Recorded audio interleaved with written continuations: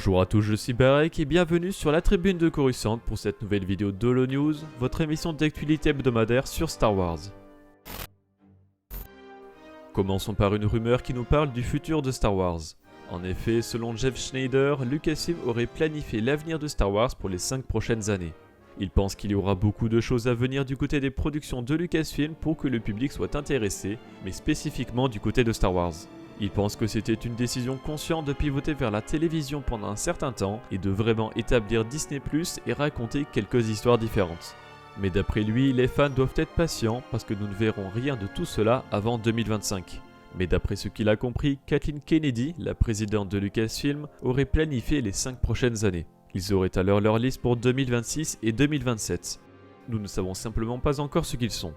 Il est difficile de savoir comment cette nouvelle est influencée par l'état actuel du mandat de Kathleen Kennedy, dont la rumeur dit qu'elle terminera son mandat en 2023. Auparavant, il a également été rapporté que le studio était focalisé sur le fait de bien faire les choses avec leur prochain film, et que la raison pour laquelle les spectateurs ont dû attendre si longtemps concerne une culture de la peur et de l'indécision parmi les hauts gradés de Lucasfilm.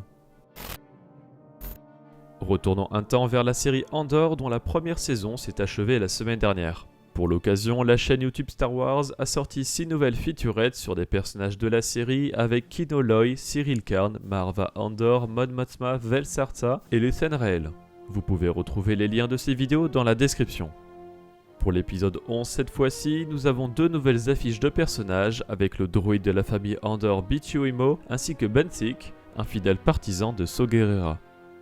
Pour finir avec cette série, Luke Yule a dévoilé de nouveaux concept art d'Andor que l'on peut remarquer très fidèles au rendu final. On y retrouve l'hôtel de Ferrix, une rue de Ferrix, le fond d'or et Luthen Rael, Mon Mothma et son vaisseau sur Coruscant, Cassian chez sa mère Marva et Cassian, Lucen et Vel sur Aldhani au pied du fond d'or.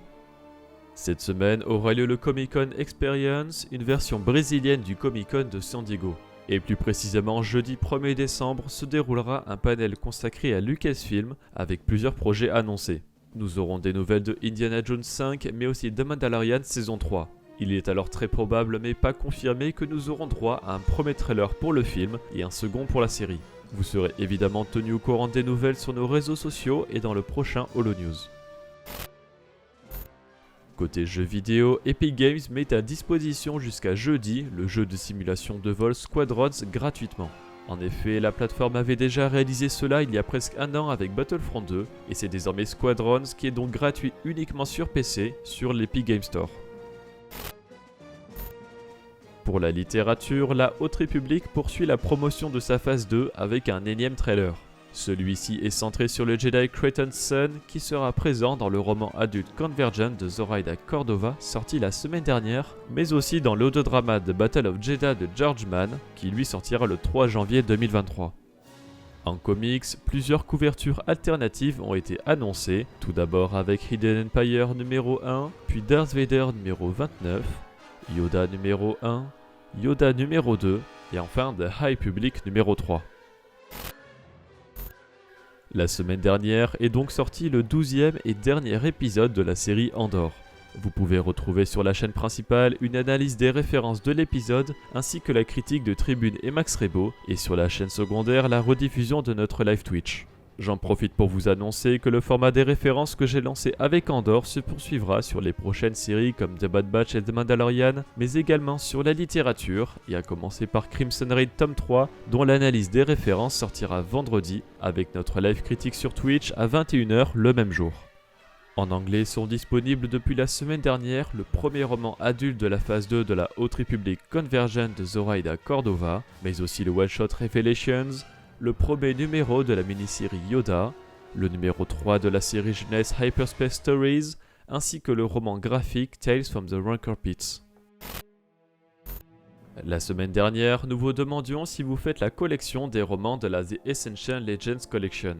77% ont répondu non, tandis que 11% en font bien la collection et 11 autres % comptent s'y mettre. Cette semaine, nous vous demandons si vous jouez à Squadrons. Vous pouvez répondre dans l'onglet communauté de la chaîne principale. Merci d'avoir regardé cette vidéo, j'espère qu'elle vous a plu. Si c'est le cas, n'hésitez pas à laisser un like, à la partager, à vous abonner en activant les notifications si vous ne voulez pas rater les vidéos de la tribune de Coruscant. Pour être au courant de l'actualité Star Wars au quotidien, suivez-nous sur Facebook, Instagram et Twitter. Et tous les dimanches, nous débriefons de l'actualité sur Twitch lors de notre émission Là-bas dans les étoiles. A bientôt et que la force soit avec vous.